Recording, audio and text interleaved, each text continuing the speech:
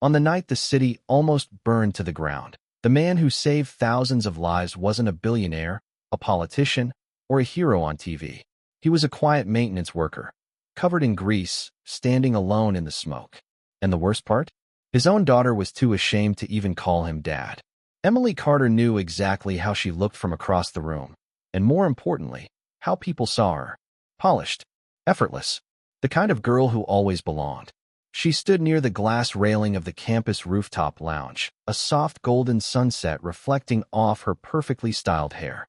Around her, laughter floated easily. Designer bags, expensive watches, conversations about internships in New York and summer trips to Europe. This was the world she had worked so hard to step into. And she fit in. "Emily, your dad's in finance, right?" one of her friends asked, sipping from a crystal glass like it was second nature. Emily didn't hesitate. She smiled, just enough to seem casual. "Yeah, something like that. Infrastructure management," she said, brushing it off like it wasn't a big deal. The words came out smooth. Practiced. No one questioned it. Why would they? She looked the part. Her phone buzzed in her hand. She glanced down, and her stomach tightened instantly. Dad. Just that one word on the screen felt out of place here. She turned slightly away from the group before answering, lowering her voice. "Hey, I'm kind of busy right now." On the other end, Daniel Carter's voice was warm, a little rough around the edges. "Hey, kiddo. I just finished a shift nearby. Thought I'd swing by, maybe bring you dinner. You said you liked that place on 8th, right?" Emily closed her eyes for a second. Nearby? Her heart skipped, not in a good way. "You don't have to do that," she said quickly. Too quickly. "I already ate." There was a pause. Not long, but long enough. "Oh, all right," he replied. "Just figured I'd check in." She forced a light laugh, glancing over her shoulder to make sure no one was listening. "I'm good, Dad. Really. I'll call you later, okay?" Another pause. "Yeah. Okay. Stay safe." The line clicked dead. Emily exhaled, slipping her phone back into her bag like she was hiding evidence. "You good?" her friend asked. "Yeah," she smiled. "Just family stuff." She didn't elaborate. She never did. Across the city, Daniel Carter sat alone in his truck. The engine was still running, a low rumble beneath the quiet evening. A paper bag rested on the passenger seat, still warm, grease soaking through the bottom. He glanced at it, then back at his phone. He didn't call again. Didn't text. Didn't push. That wasn't his way. Daniel had spent his whole life working with things that didn't talk back. Wires, circuits, systems hidden behind walls. You learned patience in that kind of work. You learned that forcing things usually made them break. So instead, he just nodded to himself, like he understood something that hadn't been said. "Busy," he muttered softly. He picked up the bag, hesitated for a moment, then set it back down. The dashboard light flickered slightly as he shifted gears. His hands, thick, calloused, scarred from years of labor, wrapped around the steering wheel. They weren't the kind of hands that held champagne glasses or signed contracts. They built things, fixed things, kept things running when no one else noticed. And tonight, like most nights, no one noticed.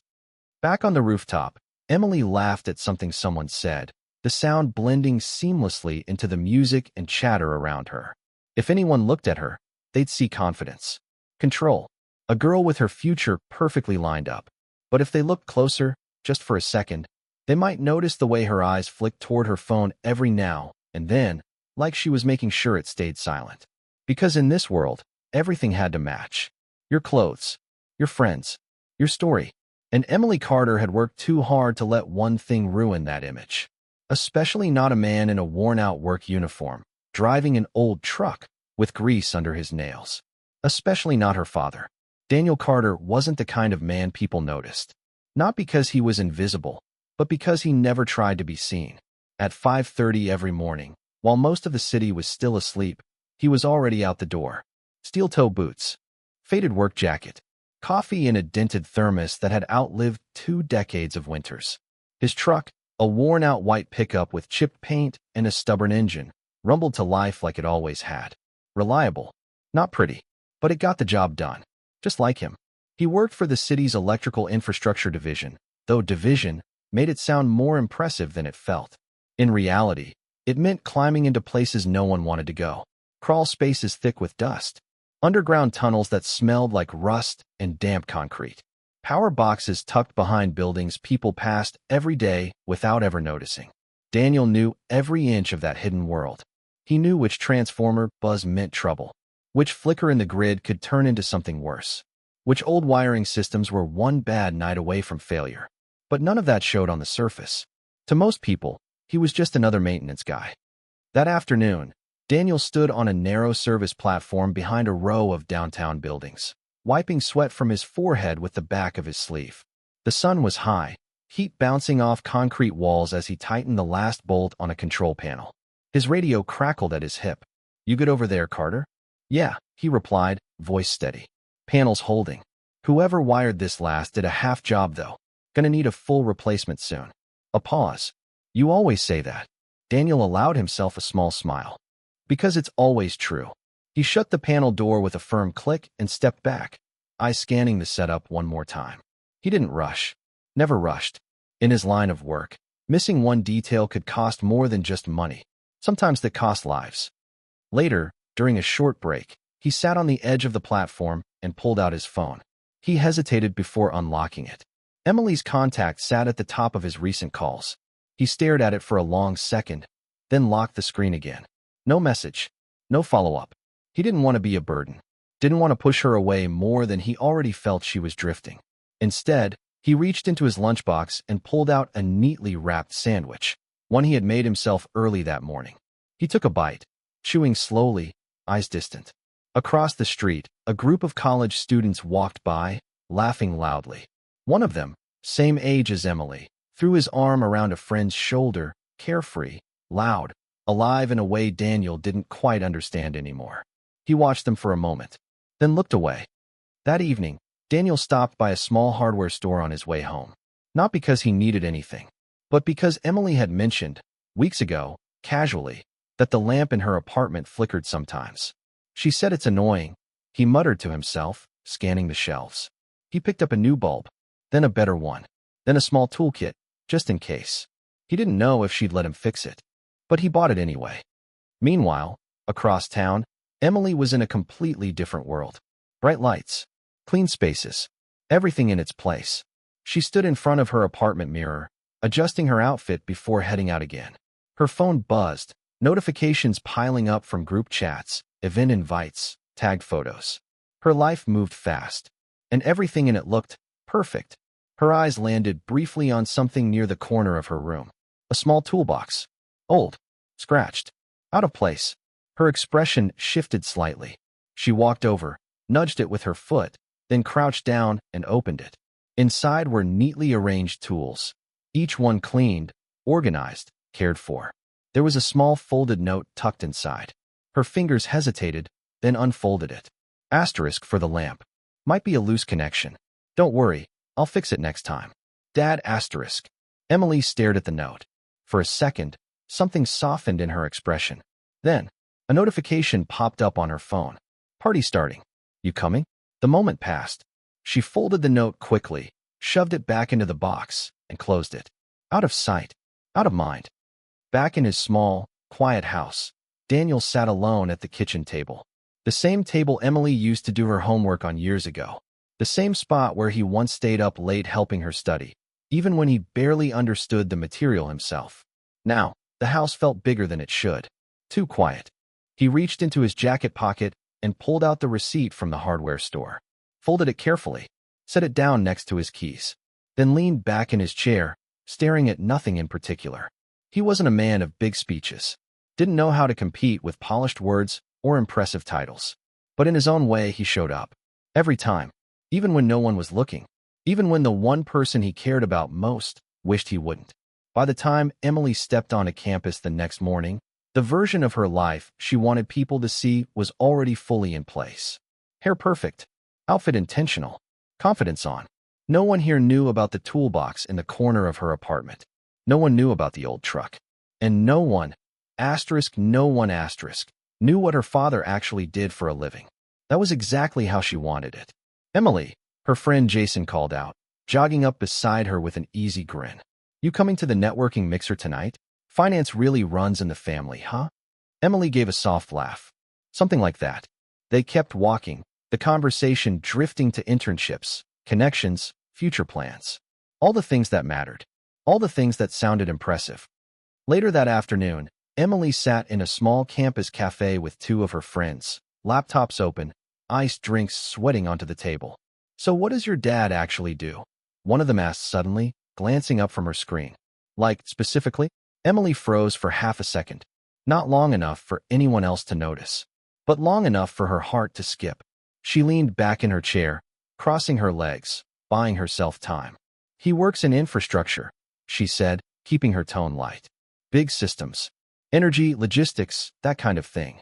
"That sounds important," the other friend said, impressed. Emily shrugged. "Yeah, it's complicated." She kept it vague on purpose. Vague sounded expensive. Vague sounded powerful. And most importantly, vague didn't invite too many follow-up questions. "Must be nice," Jason added, stirring his drink. "Having that kind of connection opens doors." Emily smiled again. "Yeah," she said softly. "It does." Her phone buzzed on the table. She glanced down instinctively. "Dad." Again. Her chest tightened. Jason leaned forward slightly. "You gonna get that?" Emily flipped her phone face down without answering. "Not important," she said quickly. "Just spam." The word felt sharp in her mouth, but she didn't take it back. Across the city, Daniel stood at the base of a power substation, phone still in his hand. He had hesitated before calling. Twice. The first time, he hung up before it even rang. The second time, he let it go through. Straight to voicemail. He listened to the automated message play out, then exhaled slowly. "Hey, Em," he said after the beep, his voice steady but softer than usual. "Just wanted to check in. I fixed that part you mentioned last time. The flickering issue might get worse if it's not handled soon." He paused, glancing at the equipment around him. "If you want, I can swing by this weekend. No rush. Just let me know." Another pause. Then, quieter. "Hope you're doing good." He ended the call, stared at the screen for a second, then slipped the phone back into his pocket. No expectation. No frustration. Just acceptance. Back at the cafe, Emily forced herself to stay engaged in the conversation. But her mind kept drifting. To the missed call. To the voicemail she hadn't listened to. To the toolbox. To the note. She pushed it all down. "Hey," Jason said, snapping her back. "We're all heading out tonight together. You in?" Emily blinked, then nodded. Yeah, I'm in." "Cool," he grinned. "Dress sharp. My dad's contacts don't usually show up for nothing." Emily smiled. Of course they didn't. Everything in this world was about who you knew, who you came from, what your name meant when people heard it. That evening, Emily stood in front of her mirror again, adjusting her outfit for the third time. Something about it didn't feel right. She turned slightly, checking her reflection from another angle. Perfect. Everything was perfect. So why did it feel off? Her eyes drifted, again, to the corner of the room. The toolbox. Still there. Still out of place. She walked over slowly this time. Opened it again. The tools hadn't moved. The note still sat where she left it. Asterisk, "Don't worry. I'll fix it next time." Asterisk. Emily swallowed. Next time. She stared at the words longer than she meant to. Then her phone buzzed again. Another message, louder this time. "Car's here. Let's go." Reality snapped back into place. Emily folded the note more tightly this time, shoved it deeper into the box, and closed it with a sharper motion. Then she stood up, grabbed her bag, and walked out the door without looking back. Because in her world, there was no room for things that didn't fit the image. Not the truck, not the uniform, not the man who kept showing up quietly in the background. Not anymore. The rooftop lounge that night was louder, brighter, and more exclusive than anything Emily had been to before. Glass walls reflected the city lights like a mirror of success. Every laugh, every handshake, every polished smile bouncing endlessly into the skyline. Waiters moved through the crowd with trays of champagne, and the air carried that subtle scent of expensive perfume and ambition. This was it, the world she wanted. And tonight, she wasn't just part of it, she belonged. "Emily, come meet my dad," Jason said, placing a hand lightly on her shoulder as he guided her through the crowd. Her posture straightened instantly. This mattered. They approached a small circle of sharply dressed men in conversation, tailored suits, confident voices, the kind of presence that made people lean in when they spoke. "Dad, this is Emily Carter," Jason said. "I told you about her." One of the men turned, extending his hand with a practiced smile. Carter, he repeated. Nice to meet you. Jason says you've got a strong background. Emily shook his hand, her grip steady. Thank you. I've been fortunate. The word fortunate sounded better than lucky. More intentional. And your father? The man asked casually. Jason mentioned he's in infrastructure? Emily's heart gave a small, sharp thud, but her expression didn't change. Yes, she said smoothly. He works with large-scale systems. Energy networks, mostly. The man nodded, impressed. Not easy work. That kind of field requires precision. Emily smiled. He's very experienced. That part, at least, wasn't a lie. Across the room, laughter erupted as someone told a story about closing a multi-million-dollar deal. Conversations overlapped. Stocks, expansion, influence. Everything here felt big, important, and Emily stood right in the middle of it, holding her place. Until her phone buzzed. Once, then again. She ignored it.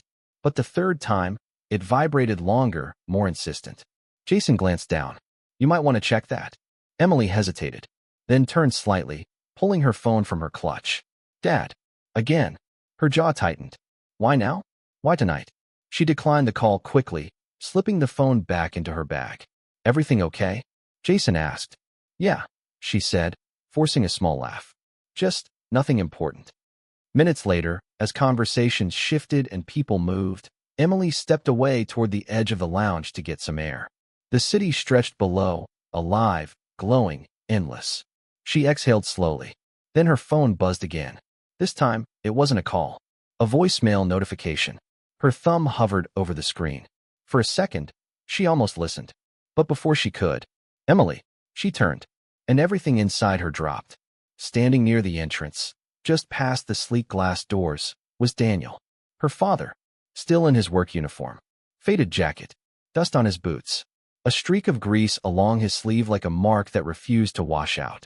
He looked out of place, painfully out of place, the kind of out of place that people noticed. A few heads had already turned.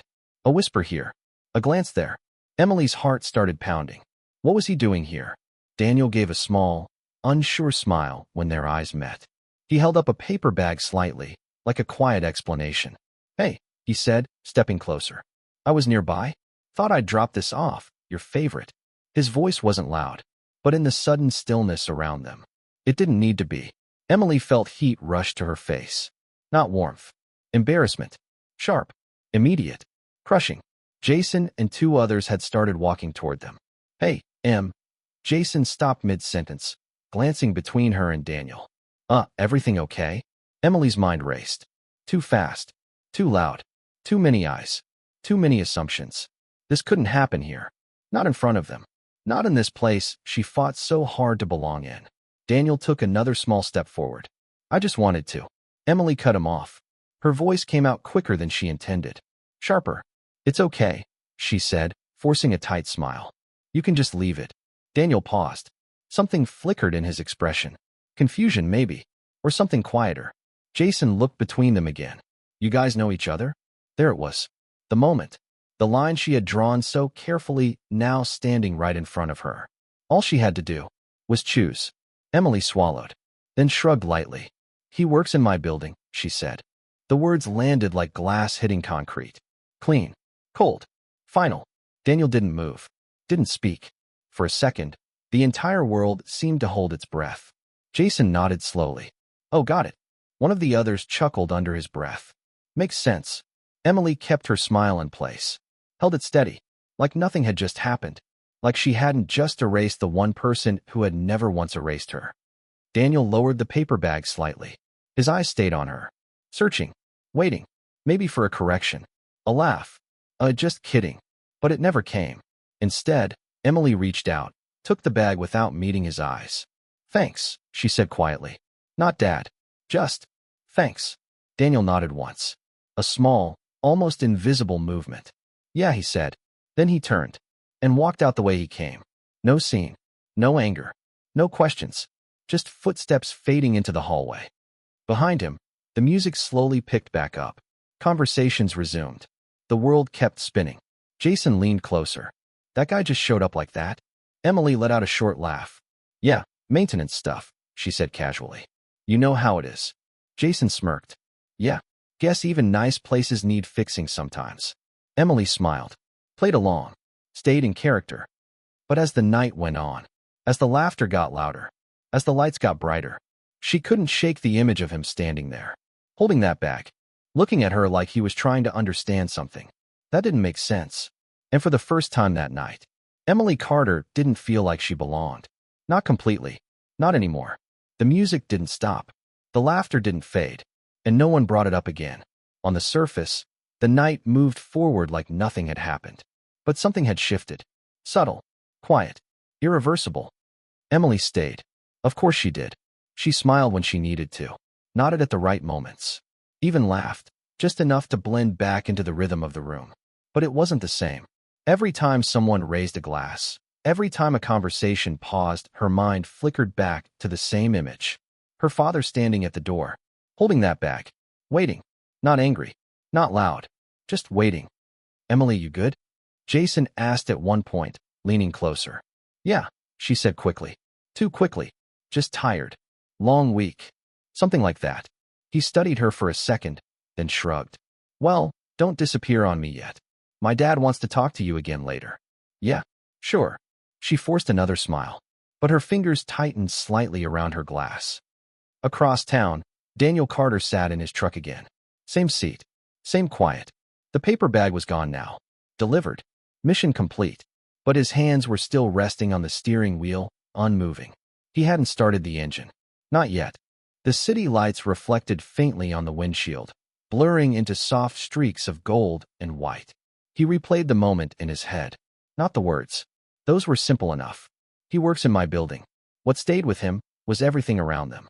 The way she didn't look at him. The way her voice changed. The way the room felt colder without anyone saying a single harsh thing. Daniel exhaled slowly. "All right," he murmured to himself. Not angry. Not bitter. Just understanding something he hadn't wanted to understand before. He turned the key. The truck rumbled to life. And this time, he didn't look back. Back at the lounge, the night was reaching its peak. Music louder. Voices looser. Opportunities everywhere. Jason pulled Emily aside again, excitement clear on his face. "Hey, come on. My dad's free now." She followed him. Of course she did. This was the point of being here. They approached the group again. Jason's father greeted her with a polite nod. "Emily, right?" "Yes, sir. I've been thinking about what you said earlier," he continued. "Your father's work in infrastructure. That's a solid foundation. Not glamorous, but essential." Emily's chest tightened slightly. She nodded. "Yes." He leaned in just a bit. "People underestimate those fields," he added. "But they're the backbone of everything we build on top." For a second, just a second, Emily didn't know how to respond. Because for the first time that night, someone had said something true, without knowing it. She forced a smile again. "Exactly," she said, but her voice didn't land the same way, not even to her own ears. Later, when the night finally began to wind down, Emily stepped outside alone. The air was cooler now, quieter, real. She wrapped her arms around herself, looking out at the city. From up here, everything still looked perfect, clean, controlled, untouchable. But she knew better now, because just a few minutes ago, that perfect world had cracked, and the person she had pushed out of it didn't belong anywhere else. Her phone buzzed softly in her hand. She looked down. No new calls. No messages. Nothing. She opened her recent notifications. The voicemail was still there, unplayed. Her thumb hovered over it. This time longer. The noise of the party behind her faded. The city below blurred slightly. For a moment, it was just her, and that one small decision. She tapped it, held the phone to her ear. Static. Then, "Hey, his voice. Familiar. Warm. Uncomplicated. She closed her eyes. "I just wanted to check in." Each word landed heavier than it should have.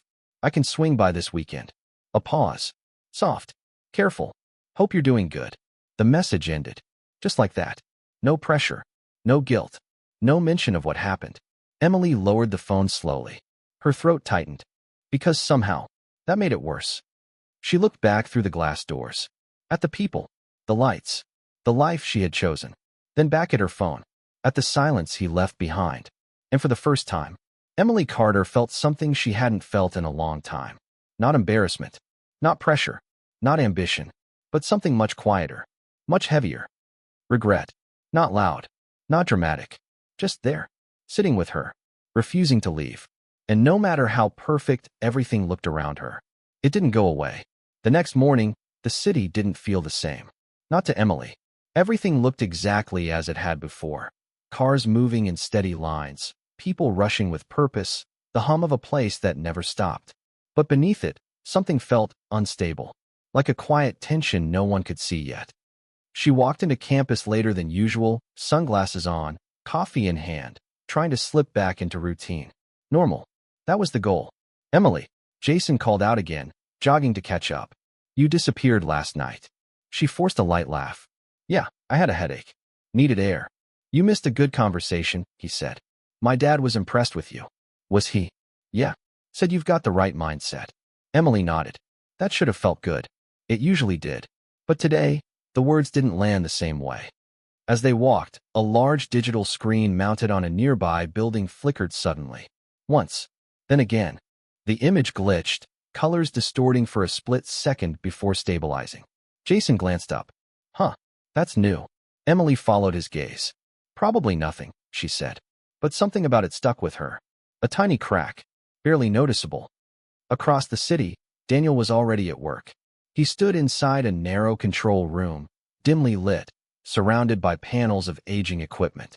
The air buzzed faintly with electricity, the kind of sound most people never heard, but he'd learned to read like a language.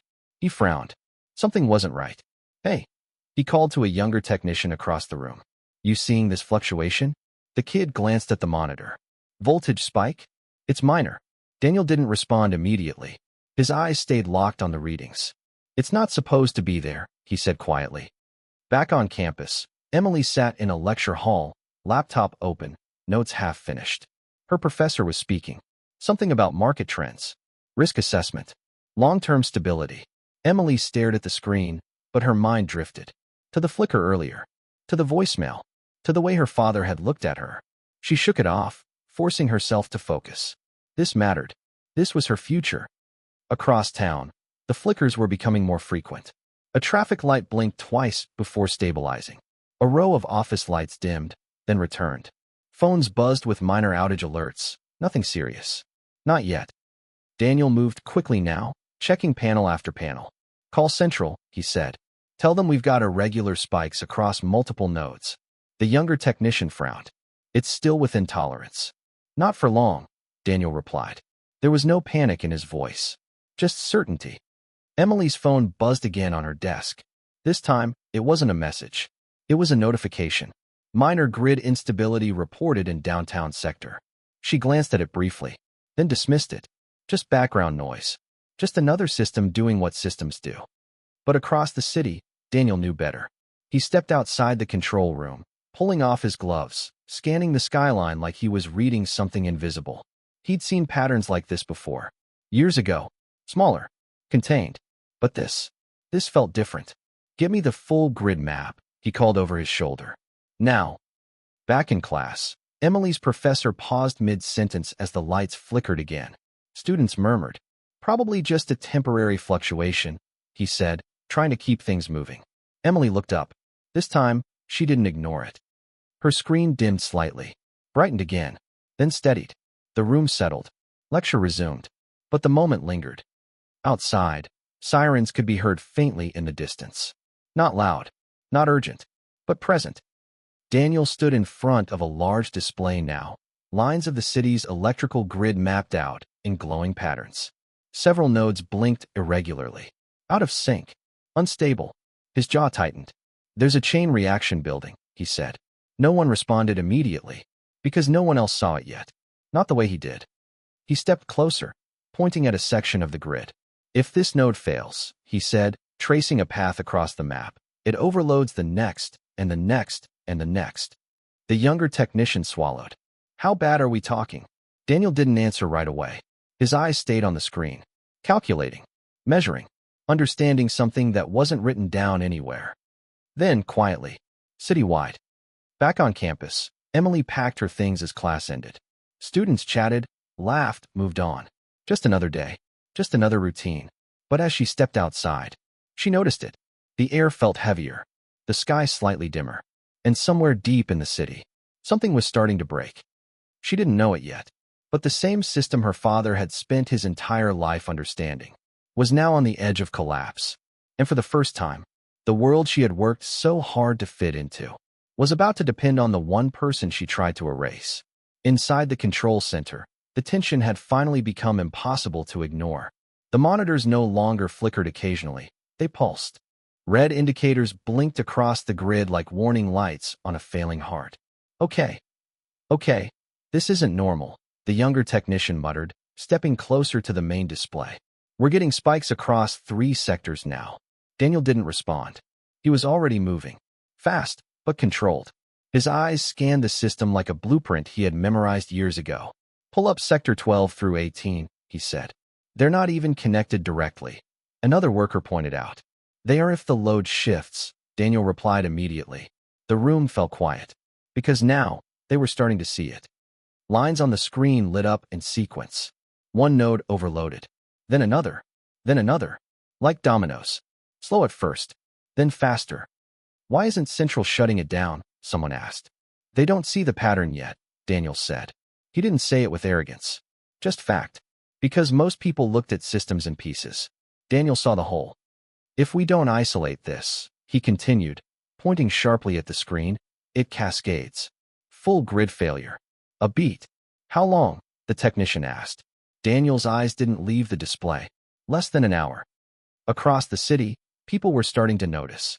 Elevators paused mid-floor. Office lights dimmed. Traffic signals blinked out for just a second too long. Phones buzzed again. Grid instability escalating. Authorities monitoring. Emily stood outside her campus building, staring at her phone. This time, she didn't dismiss the notification. Around her, people were reacting. Did your lights flicker too? Yeah, like 3 times now. Probably just maintenance or something. Emily frowned slightly. Maintenance. The word hit differently now. Back in the control room, voices overlapped. What's protocol? We wait for Central Command. We can't just shut down half the city. Daniel cut through the noise. You wait, you lose it all. The room went still. Because now, the risk was real. He stepped forward, placing both hands on the console. Listen to me, he said, voice steady but firm. This isn't random. It's a load imbalance feeding itself. Every second we delay, it gets harder to stop. The supervisor hesitated. We need authorization. You won't get it in time. That landed harder. A beat of silence. Then, what would you do? The supervisor asked. Daniel didn't hesitate. Manual isolation. The words hung in the air. Heavy. Dangerous. That's not possible, someone said quickly. Those systems are unstable. You'd have to go in physically. Daniel nodded once. I know. And if it fails, it won't. But even he knew. That wasn't a guarantee. Across the city, sirens grew louder now. Not emergency yet, but getting close. Emily stood on the sidewalk, watching as a nearby traffic light flickered, then went completely dark for 3 full seconds. Cars slowed. Confusion spread. Then it came back. But not steady. Not safe. She felt it now. That tension in the air. Like something was about to snap. Back in the control room, the decision point had arrived. Central still hasn't responded, the technician said. They're reviewing. Daniel exhaled slowly, then reached for his gloves. I'm not waiting. Carter, the supervisor started.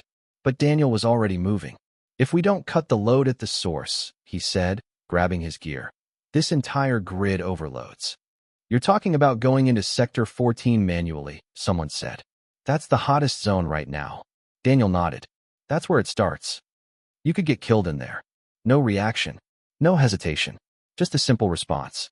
Or everyone else will. Silence. Because there was nothing to argue with. Back outside, Emily's phone buzzed again. This time louder. More urgent. City officials warn of potential widespread outage. Avoid high-risk areas. She looked up. The skyline flickered. Just for a second. But enough. Her heart started to beat faster. Not from embarrassment this time. Not from pressure. From something else. Something she couldn't name yet. Back in the facility, Daniel stopped at the exit door. One hand on the handle. He paused. Just for a second. Not from fear. From thought. Emily's face crossed his mind. Not from last night. From years ago. Smiling. Laughing. Calling him Dad without hesitation. Then it was gone. Replaced by focus. By instinct. By duty. He opened the door. Heat hit him immediately. The air outside crackled faintly. Charged, unstable. Dangerous. Behind him, the technician called out. Carter, if this goes wrong. Daniel didn't turn around. I know. And with that, he stepped into the chaos. Alone. The man no one noticed. The man no one respected. The man his own daughter couldn't even claim. Was now the only one standing between the city and collapse. The moment Daniel stepped into Sector 14, the world changed. Inside the facility, everything had been controlled. Monitors, data, distance. Out here, it was raw. The air itself felt alive, humming with unstable energy. A sharp metallic scent burned in his nose as sparks snapped intermittently from exposed panels. The ground vibrated faintly beneath his boots, like the system was breathing too fast, too hard, too close to failure. Carter, do you copy? The radio crackled at his shoulder. He pressed it once. I'm in. Static answered him. Then, temperature levels are rising. You need to move fast. Daniel glanced ahead. A narrow corridor stretched toward the central junction, a maze of heavy cables, aging metal, and warning lights blinking in erratic patterns. He didn't rush. Rushing got people killed. He moved with precision, every step calculated. Back in the control room, the tension was unbearable. They're spiking again, the technician shouted. Loads jumping between nodes faster now. The supervisor leaned over the console. If he doesn't isolate it in time. He didn't finish. He didn't have to. Everyone in the room already knew. Across the city, the instability was no longer subtle. Entire blocks flickered into darkness for seconds at a time. Elevators stopped. Phones lost signal. Traffic froze in confused bursts of chaos. Sirens now cut clearly through the streets. Emily stood near the edge of campus, watching as a nearby building went dark, completely dark, for a full 5 seconds. Gasps rose around her. What is happening? This isn't normal. She pulled out her phone again. Another alert. Emergency crews responding to critical grid failure risk. Her chest tightened. This wasn't just a glitch anymore. Back in Sector 14, Daniel reached the first junction point.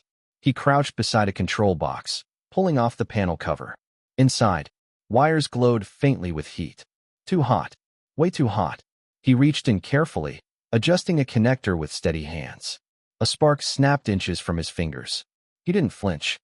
Carter, readings are getting worse, the radio said. You're running out of time. I know, he replied. His voice was calm.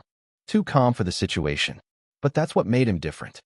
He stood, moving deeper into the sector. The closer he got to the core, the louder it became. A deep, unstable hum, like something massive straining against its limits. Back in the control room. He's not going to make it in time, someone whispered. The supervisor shook his head. No, he's the only one who can. Emily's phone rang. Unknown number. She hesitated, then answered. Hello. A rushed voice on the other end. Ma'am, this is City Emergency Services. We're contacting residents in high-density zones. Please stay where you are and avoid. What's happening? Emily cut in. There's a risk of a cascading power failure, the voice replied. We're working to contain it. Her grip tightened on the phone. Is it under control? A pause. Then, we're trying. Back in Sector 14, Daniel reached the central node. This was it. The source. The point where everything converged. And where everything could collapse. The panel in front of him shook slightly, energy pulsing through it in uneven waves. Manual override. Old system. No automation. No safety net. Just him. He pulled off his gloves. The heat was too much. He needed precision. Bare hands. Carter, do not proceed without confirmation. The supervisor's voice came through sharply. If you trigger that wrong, it could. Daniel cut the radio. Silence. He leaned in, eyes scanning the wiring, mapping it in his head, tracing every connection, every possible outcome. Back in the city, the skyline flickered again, longer this time, buildings dimming like candles in the wind. Emily felt it in her chest now, not just fear, something deeper, something pulling at her. She didn't know why, but suddenly, she thought of him. Her father. The image hit her without warning. His hands, rough, steady, fixing things no one else noticed. Back in Sector 14, Daniel reached into the panel. Carefully, slowly. One wrong move. and the entire system could surge, explode. Come on, he murmured under his breath. Not panicked, focused. A cable sparked violently as he adjusted it. The hum intensified. The system resisted. Back in the control room.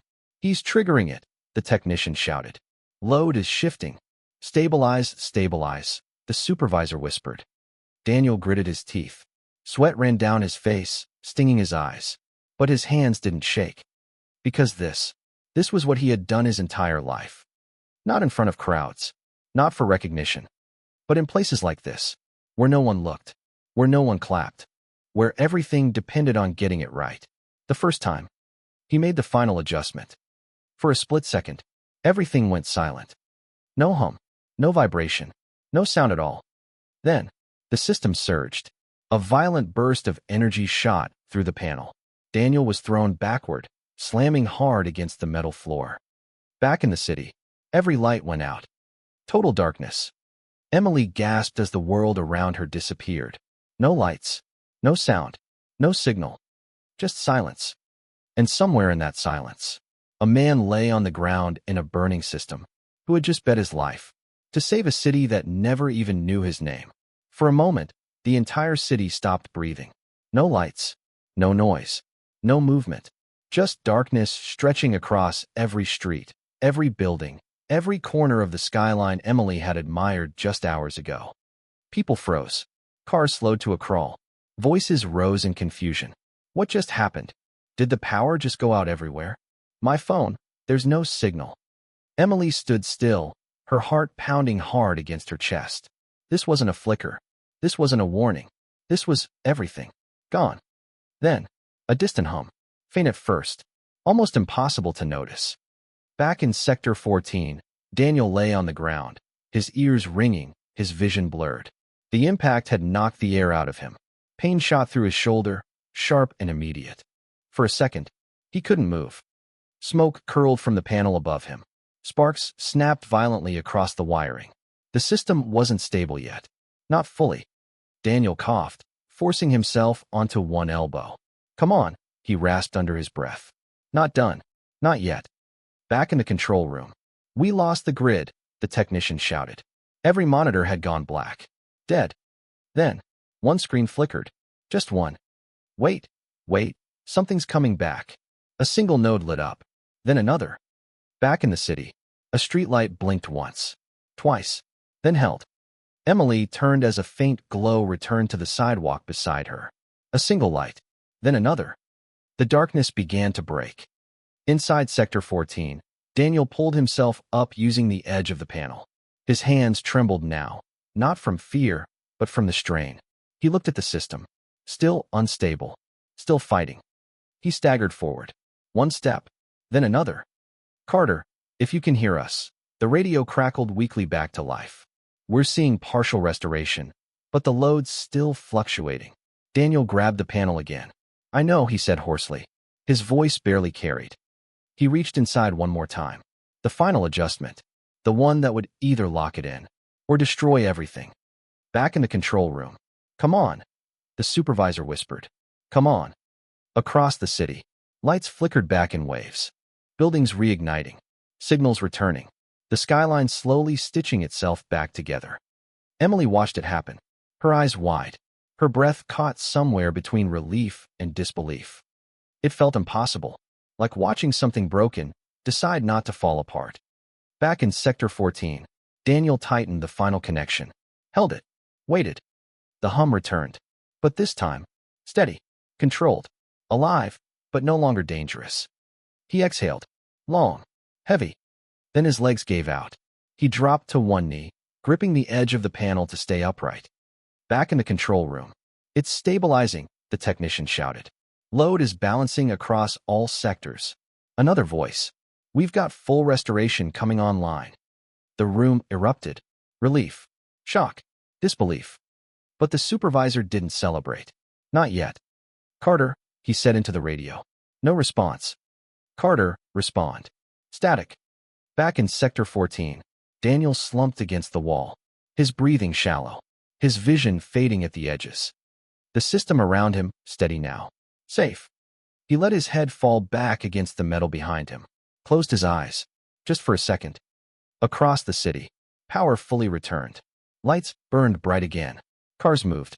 Phones reconnected. Life resumed. Like nothing had ever happened. Emily stood there, still frozen, watching the city come back to life. People around her cheered, laughed nervously, called friends, posted updates. But Emily didn't move. Because something felt different. She didn't know why, didn't know how. But deep down, she felt it. That this wasn't luck. That this wasn't random. That someone had stopped this. And for reasons she couldn't explain, her chest tightened again.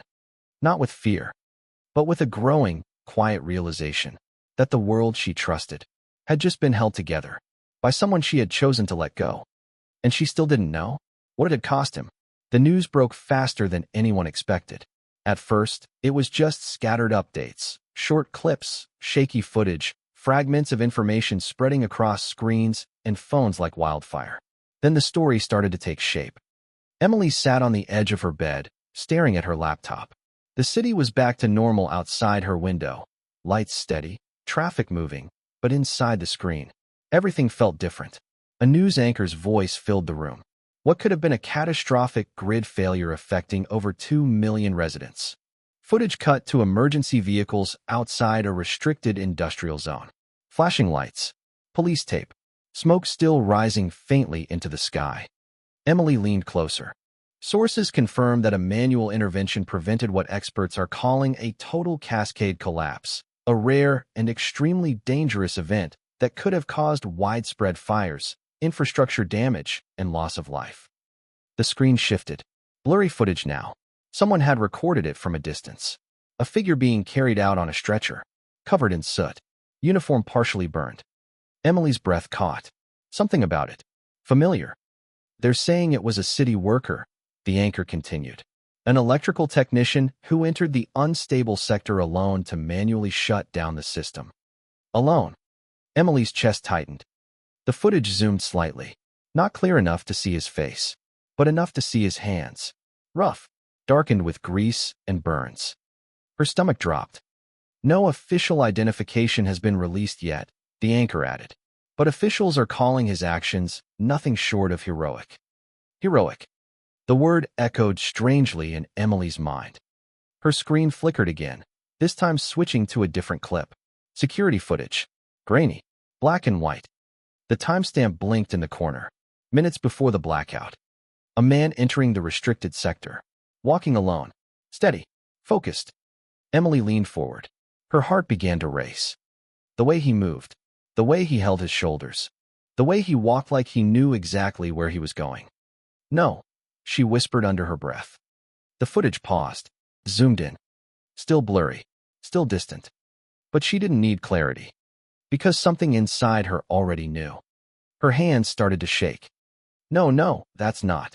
She couldn't finish the sentence. Her phone buzzed violently on the bed beside her. She grabbed it. Unknown number. Hello. Is this Emily Carter?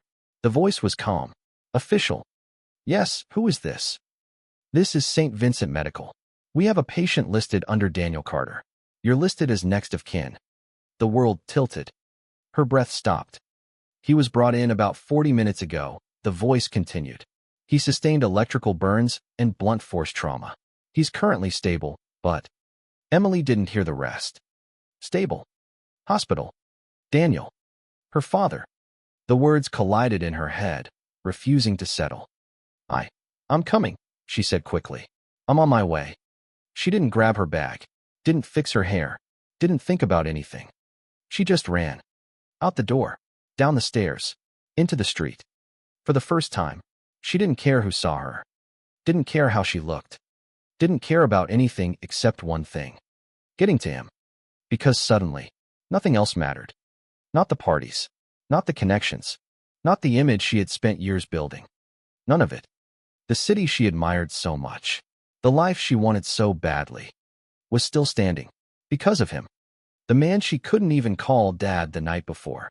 And now, as she stood on the side of the road, frantically trying to get a ride, the truth hit her fully. Not softly, not slowly, but all at once. He hadn't just been a worker. He hadn't just been maintenance. He had been the one person holding everything together, while she was busy pretending he didn't exist. A car pulled up. She didn't even check. Just got in. Hospital, she said breathlessly. Please, just go. As the city rushed past her window. Alive, bright, unbroken. Emily Carter sat there, shaking. Because for the first time in her life, she finally saw her father clearly. And she had no idea. If she was already too late. The hospital didn't feel real. Too bright. Too quiet. Too clean for something that held so much fear inside it. Emily pushed through the glass doors, breath uneven, eyes scanning everything at once. Daniel Carter, she said to the front desk, her voice shaking. He was brought in. Please, I need to see him. The nurse looked up, calm, practiced. Family. Emily hesitated. Just for a second. Then, I'm his daughter. The words felt different now. Heavier. Real. The nurse nodded and pointed down the hallway. Room 312. But keep it brief. He's still recovering. Emily didn't wait for anything else.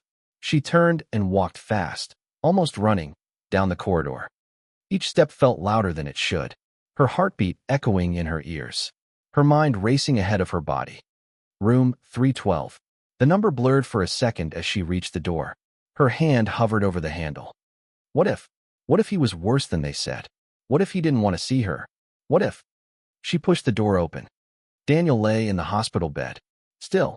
Quiet. Bandages wrapped around his arms. A faint burn mark visible along his neck. An oxygen line resting just beneath his nose. Machines beeped softly beside him. Steady. Alive. Emily stopped just inside the doorway. Her breath caught. This man, this quiet, overlooked man, had walked into something no one else would touch, had taken on something no one else even understood. And she had called him. Asterisk, just a worker. Asterisk. Her chest tightened painfully. She stepped closer. Slow. Careful. Like she was afraid the moment might disappear if she moved too fast. Daniel's eyes were closed. His face pale. But even like this, he looked peaceful. Emily reached the side of the bed. Her hands trembled slightly.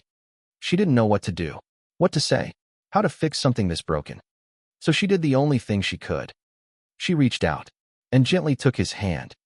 Rough, even now, even bandaged, still the same hands that had fixed everything in her life, while she pretended they didn't matter. Her throat tightened. Tears blurred her vision before she could stop them. I'm sorry, she whispered. The words barely made it out. I'm so sorry. For everything. For the lies. For the silence. For the moment she chose the world over him. Her grip tightened slightly, like she was afraid to let go again. I didn't understand, she continued, her voice breaking. I didn't see it. I didn't see you. The machines continued their steady rhythm. Unchanging. Unforgiving. I was wrong, she said softly. About everything. A tear slipped down her cheek, landing against his hand. I was so busy trying to belong somewhere else. I forgot where I came from. She lowered her head slightly, her forehead almost touching the edge of the bed. And you were there the whole time. Silence. Then, a faint movement. Emily froze. Daniel's fingers shifted slightly in her hand. Weak, but real. Her head snapped up. Dad? The word came out before she could stop it. Daniel's eyes slowly opened. Heavy, tired, but aware. He looked at her. Not confused. Not distant. Just present. For a second, neither of them spoke. Then, a small, tired breath escaped him. You okay? He asked. Emily broke. A soft, broken sound escaped her as tears fell freely now. I should be asking you that, she said through shaking breaths. But Daniel didn't respond right away. He just looked at her, studied her. Not the version she showed the world, not the image she built, but her. The same girl he had always known. You look tired, he said quietly. That did it. That simple sentence. No anger, no blame, no questions. Just concern. Emily shook her head, crying harder now. I don't deserve that, she whispered. Daniel frowned slightly. Deserve what? Your kindness, she said. Your everything. He was quiet for a moment. Then, slowly, he shifted his hand slightly in hers. You're my kid, he said simply. Like that explained everything. Like it always had. Emily closed her eyes, tears still falling. Because in that moment, She realized something that hurt more than anything else. He had never stopped being her father. Not when she ignored him. Not when she lied about him. Not even when she erased him. He had stayed the same. And now, standing in front of the truth she couldn't run from, Emily Carter finally understood. She hadn't just been ashamed of him. She had been blind to the one person who never once turned away from her. The city moved on faster than anyone expected.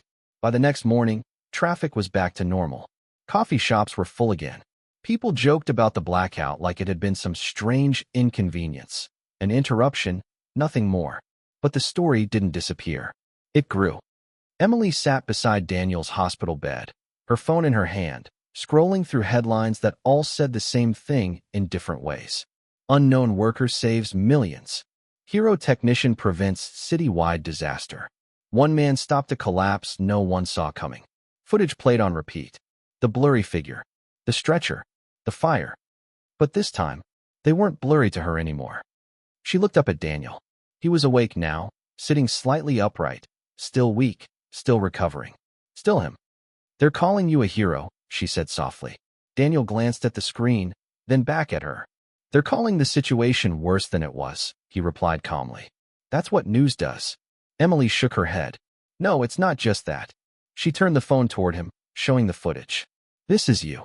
Daniel looked at it for a moment. Really looked. Then exhaled quietly. "Yeah," he said. No pride. No excitement. Just acknowledgement. Emily stared at him. "You saved the entire city." Daniel shrugged slightly, careful of the pain. "I fixed a problem." That answer hit harder than anything else. Emily let out a breath that felt like it had been trapped inside her for years.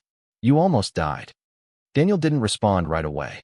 Then, "Part of the job," he said simply. Emily looked down, her fingers tightening around the edge of the bed. "That's not just a job," she whispered. Silence settled between them. But this time, it wasn't heavy. It wasn't distant. It was honest. A few moments later, a nurse knocked gently and stepped inside. "Mr. Carter," she said with a small smile, "you've got a few visitors asking about you.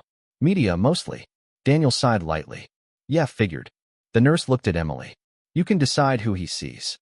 Emily nodded slowly, then turned back to her father. "What do you want to do?" Daniel thought for a second, then shook his head. "Nothing," he said. "I don't need that." Of course he didn't. He never had. Emily smiled faintly. For the first time, she understood that.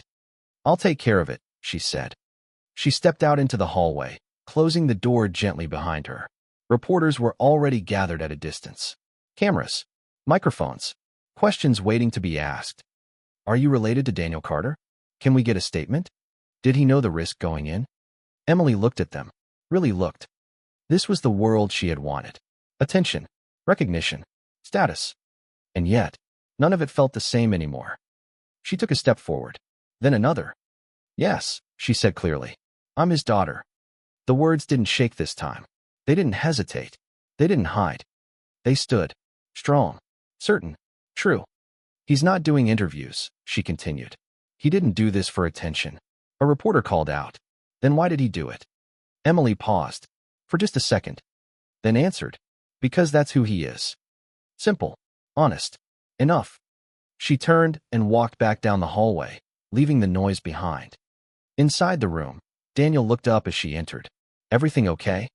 Emily nodded. "Yeah." She moved back to his side, sitting down. For a moment, neither of them spoke. Then Emily reached over and adjusted the blanket slightly around him. A small gesture. Careful. Familiar. The kind of thing he used to do for her. "You know," she said quietly, "they'll forget about this in a few weeks." Daniel gave a small nod. "Probably." She looked at him, studied his face. "I won't." He met her eyes, and for the first time, there was something new there. Not distance, not misunderstanding. Recognition. He gave a small, tired smile. "That's all right," he said. Emily smiled back. But this time, it wasn't for anyone else. Days later, when Daniel was discharged, the city didn't stop to watch him leave. No cameras. No headlines. No applause. Just a quiet exit through the same doors he entered. Emily walked beside him. Not ahead. Not behind. Beside. When they reached his old truck in the parking lot, Daniel hesitated slightly. "You don't have to stay," he said. I know you've got things to get back to. Emily shook her head. No, she said. I've got somewhere better to be. He looked at her, curious. She smiled, then reached for the passenger door, opened it, and got in. No hesitation, no embarrassment, just choice. Daniel walked around to the driver's side slowly, still recovering. He got in, started the engine. The truck rumbled to life. Same as always. But this time, it felt different. They sat there for a second before pulling out. Emily glanced at his hands on the wheel. Still rough, still scarred, still real. She reached over and gently placed her hand on top of his. Dad, she said softly. The words settled into the space between them. Natural, right? Daniel didn't say anything. He didn't need to. Because this time, she wasn't hiding him. She wasn't rewriting him. She wasn't ashamed. And as the truck pulled out into the moving city, past buildings still standing, lights still glowing, lives still going on, Emily Carter finally understood something that would never leave her. The world she had tried so hard to impress was built on people like him. And the man she once tried to erase was the reason it never fell apart.